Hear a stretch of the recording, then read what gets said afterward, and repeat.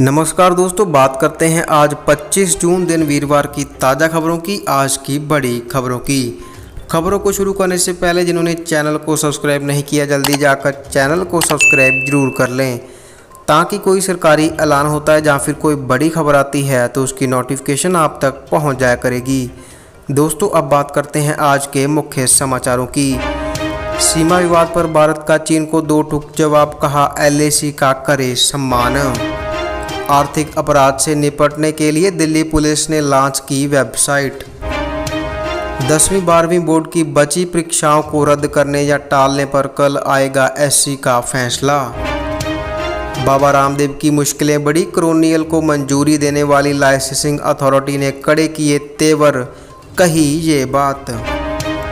गलवान घाटी में चीन ने फिर किया अतिक्रमण, झड़प वाली जगह पर लगाए टेंट। दिल्ली के बैकवेट हॉल में 100 बेड का कोरोना सेंटर शुरू, मरीजों को मिलेगी ये सुविधाएं।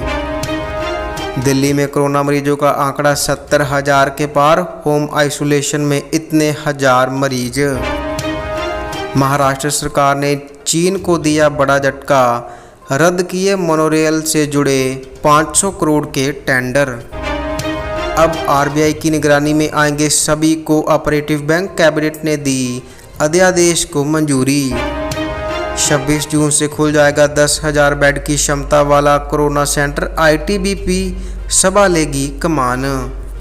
दोस्तों, ये थे आज के मुख्य समाचार। अब बात करते हैं विस्तार से, जहां पर पहली बड़ी खबर है सीमा विवाद पर भारत का चीन को दो टूक जवाब, कहा LAC का करे सम्मान। जी हां दोस्तों, लद्दाख सीमा पर भारत और चीन के बीच तनाव कम होने का नाम नहीं ले रहा है। सीमा पर स्थिति को बहाल करने के लिए लगातार दोनों देशों के सैन्य अधिकारियों की बैठक हुई। इन बैठकों से हल ना निकलने पर आज दोनों देशों के बीच पहली बार विदेश मंत्रालय स्तर पर बातचीत हुई। इस मीटिंग में सीमा विवाद पर भारत ने चीन को दो टूक जवाब दिया। भारतीय विदेश मंत्रालय की ओर जारी एक बयान में कहा गया कि बैठक में चीन से इस बात पर ज़्यादा जोर दिया गया कि दोनों देशों को लाइन ऑफ एक्चुअल कंट्रोल का पूरा सम्मान करना चाहिए और निगरानी भी बनाए रखना चाहिए। अगली बड़ी खबर है, आर्थिक अपराध से निपटने के लिए दिल्ली पुलिस ने लॉन्च की वेबसाइट। जी हां दोस्तों, आप आर्थिक अपराध से अपने आप को कैसे बचा सकते हैं, इसके लिए दिल्ली पुलिस ने एक वेबसाइट लॉन्च की है। Delhi police commissioner SN Srivastava ने जॉइंट कमिश्नर और बाकी पुलिस अधिकारियों की मौजूदगी में आज आर्थिक अपराध शाखा की आधिकारिक वेबसाइट लॉन्च की है। इस वेबसाइट में कई जरूरी टिप्स दिए गए हैं जिनको अगर आप अपनी ज़िंदगी का हिस्सा बना लेंगे तो भविष्य में आर्थिक अपराध के शिकार होने से बच जाएंगे। वेबसाइट पर जाकर कोई भी नागरिक ये पता कर सकता है कि किस तरह के मामलों की जांच आर्थिक अपराध शाखा करती है। अगली बड़ी खबर है, 10वीं 12वीं बोर्ड की बची परीक्षाओं को रद्द करने या टालने पर कल आएगा SC का फैसला। जी हां दोस्तों, कोरोना संकट के चलते CBSE की 10वीं और 12वीं कक्षा की बोर्ड की बची हुई परीक्षाओं को रद्द करने की मांग वाली याचिका पर सुप्रीम कोर्ट गुरुवार को आदेश जारी करेगा। पिछले मंगलवार को सुनवाई में केंद्र सरकार और बोर्ड ने सुप्रीम कोर्ट को बताया था कि इस बारे में सरकार बुधवार शाम तक निर्णय ले लेगी, जिसके बाद सुप्रीम कोर्ट ने सुनवाई गुरुवार के लिए यानी कि आज टाल दी थी। पिछली सुनवाई में इस बारे में CBSE बोर्ड की ओर से सुप्रीम कोर्ट से सीलबंद रिपोर्ट दाखिल की गई थी। सुप्रीम कोर्ट ने सरकार को कहा था कि वह CBSE के साथ साथ ICSE की परीक्षाओं पर भी फैसला लें। अगली बड़ी खबर है, बाबा रामदेव की मुश्किलें बढ़ी, क्रोनियल को मंजूरी देने वाली लाइसेंसिंग अथॉरिटी ने कड़े किए तेवर, कही ये बात।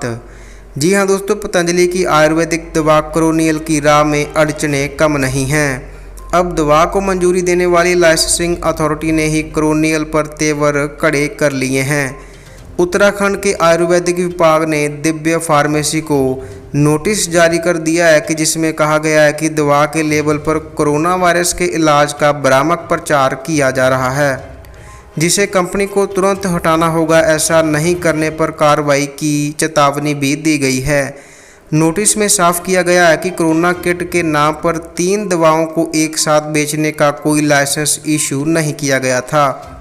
नोटिस में जवाब मांगा गया है कि किस आधार पर कॉलोनियल को कोरोना वायरस का इलाज बताया गया है।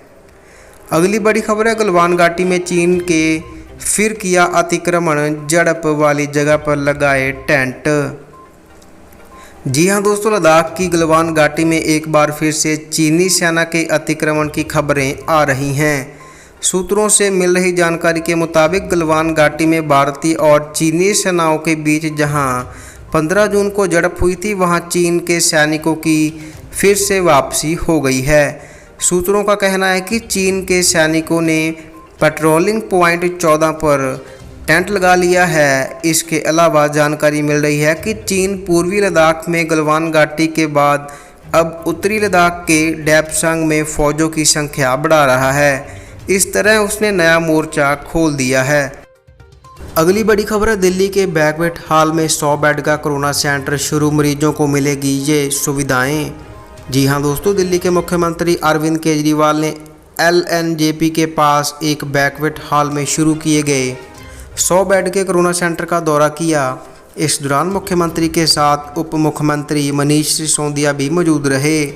मुख्यमंत्री अरविंद केजरीवाल ने ट्वीट कर कहा कि आज एक बैंक्वेट हॉल में हमने 100 बेड का कोरोना सेंटर शुरू किया है। हर बेड पर ऑक्सीजन है। अब इस तरह से पूरी दिल्ली में कई बैंक्वेट हॉल में कोरोना सेंटर बनाए जाएंगे। मुख्यमंत्री अरविंद केजरीवाल ने बताया कि दिल्ली में 13,500 बेड में से अभी 6,200 बेड इस्तेमाल हो रहे हैं। पिछले 24 घंटे में 4,000 मरीज बढ़े हैं, लेकिन अतिरिक्त बेड की ज़रूरत नहीं पड़ी है। अगली बड़ी खबर है, दिल्ली में कोरोना मरीजों का आंकड़ा 70,000 के पार, होम आइसोलेशन में इतने हजार मरीज। जी हां दोस्तों, दिल्ली में कोरोना का कहर जारी है। कोरोना वायरस संक्रमित मरीजों की संख्या 70,000 के आंकड़े को पार कर गई है। पिछले 24 घंटे में 3,799 नए मामले सामने आए हैं। वहीं 24 घंटे में 34 लोगों की कोरोना के चलते मौत हो गई है। हालांकि 2,124 लोग कोरोना से ठीक भी हुए हैं। अगली बड़ी खबर है, महाराष्ट्र सरकार ने चीन को दिया बड़ा झटका, रद्द किए मोनोरेल से जुड़े 500 करोड़ के टेंडर। जी हां दोस्तों, महाराष्ट्र सरकार ने चीन को एक और झटका दे दिया है।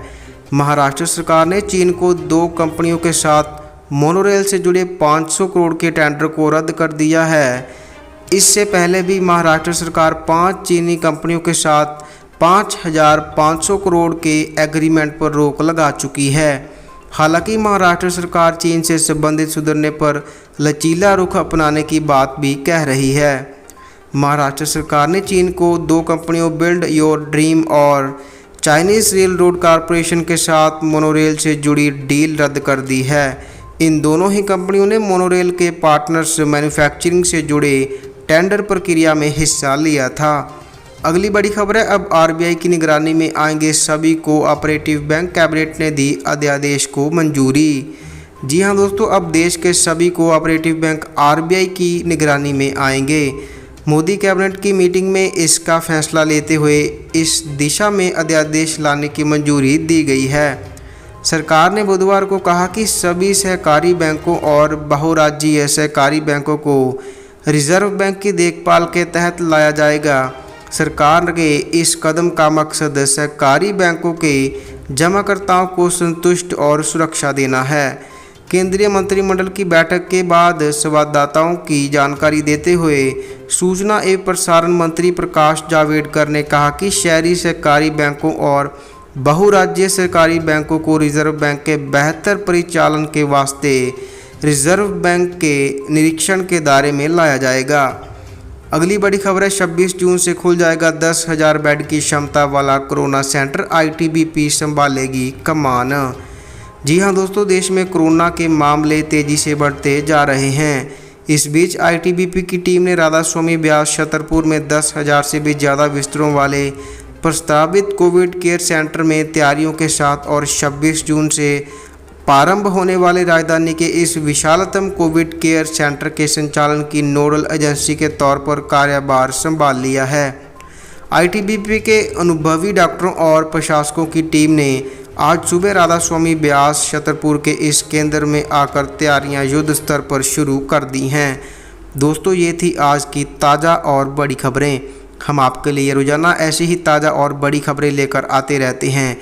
कृपया जिन्होंने चैनल को सब्सक्राइब नहीं किया जल्दी जाकर चैनल को सब्सक्राइब जरूर कर लें, ताकि कोई सरकारी ऐलान होता है या फिर कोई बड़ी खबर आती है तो उसकी नोटिफिकेशन आप तक पहुंच जाया करेगी।